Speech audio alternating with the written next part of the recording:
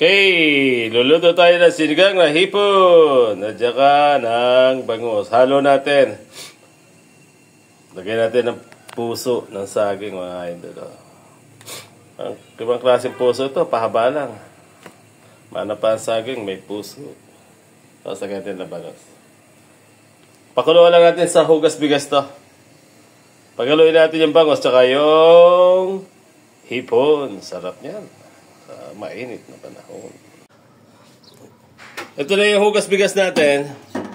Kuha tayo. Unang hugas to. Ito yung gagawin natin sabaw ng ating sinigang na hipon at bangus. Ayan o. Okay, lagyan natin yung labanos. Itong una nating palambutin para malasa. Ito na yung hugas bigas natin o. Ayan o. Lumalapot siya, oh. Pag hugas bigas kasi, malapot yung, pagtagal ng, habang kumukulo siya, lumalapot. Tapos, lagay natin yung ating kamatis. Dito naman tayo sa kamatis. Atay natin sila maturog lahat. Iyon. Ito na yung kamatis. Lagay na rin natin. Pauna natin sila, sibuyas. Ilayo mo, konti. Ito sibuyas, oh. Ito, lagay natin luya, para hindi siya maramdaman yung amoy, yung lansa ng bangus. Ngayon, nantayin natin ito siyang madurog ng gusto. Tapos, lagyan na natin siya ng fish oil. Fish oil. Fish sauce, ang tawag dito, patis. English pa kasi tayo eh. Tagalog naman tayo. Tapos, lagyan natin ng konting tak-tak-tak. Iyon, no? Tapos, takpan na lang yan hanggang sa malusak yung kamatis para lasan-lasa siya. Okay. Ayan, kumukulo na. Oh. Lagay na natin yung ating puso ng saging. Yan, oh. Puso ng saging, medyo matagas-tigas siya. Mas maganda yan kung lambot na malambot yung mga. Tapos, lagay na rin natin siya ng 3 sili, oh. Para may anghang ng konti. Siling panigang yan. Para malasa na talaga siya. Basta takpan ulit natin. Lagay na natin itong ating sinigang mix. Para paglagay natin ng malasa na siya. Oh, yan, oh. Tapos lagay natin yung 2 siling labuyo. Kapag timplado na to, pag ganyan timplado na, pwede natin mamaya ilagay yung ating bangus. Okay. So, gamay tayo ng kangkong, mga idol. Sama natin itong mga sanga. Ha? Masarap to pag may sanga. Huwag lang puro dahon ang kunin natin. Kunin din natin yung sanga. Dito ang fiber nito. Kung malambot pa siya nito, sama yan.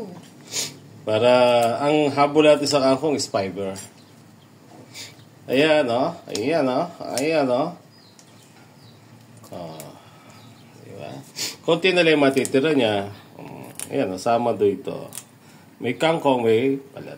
Okay? Ito, unahin natin yung bangus natin lagay. Bago natin lagay yung ating hipon. Panghuli natin yung hipon. Bangus muna. Ayan, ha. Ayan. Swat. Yung may gusto ng bangus, bangus. Meron kasi hindi kumakain ng hipon dito sa atin. Kaya, bangus muna. Kaya, yung hipon, madali naman maluto, no?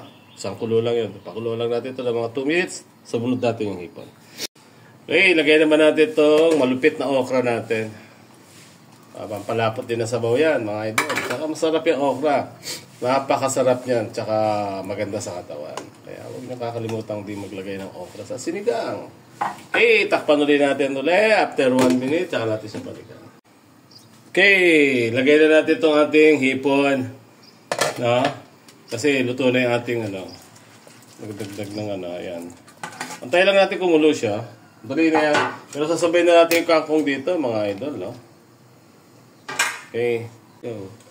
Sasabay na natin yung kangkong kasi pag naluto yung kangkong, luto na rin yung ating hipon, mga lodi. Tayo na lang natin siyang kumulo dyan. Ito, may nagyelo. Tayo natin siyang kumulo. Pagkulunang yan, kasabay na yung hipon natin. luto na yan. Kasi baka ma-overcook yung ating hipon kung di pa natin sasabay yung ating kangkong. Okay, buksan na natin. Kulong-kulo na. Ayan ha. Halos luto na rin yung ating yung ating kangkong, mga lodi. Tingnan mo. Mas masarap to kung may kamyas eh. Wala tayong kamyas na nakuha ngayon, kaya nor na lang muna ang ginamit. No?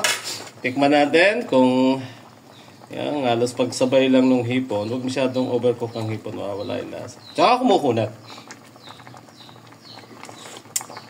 Wow, napakasarap. Nibiro mo, may bangos na, mayroon pang hipon. Kaya doble sarap to eh. Bangos lang, sarap ng sinigang yan eh. Tikman ulit natin. Okay, kain na! Na!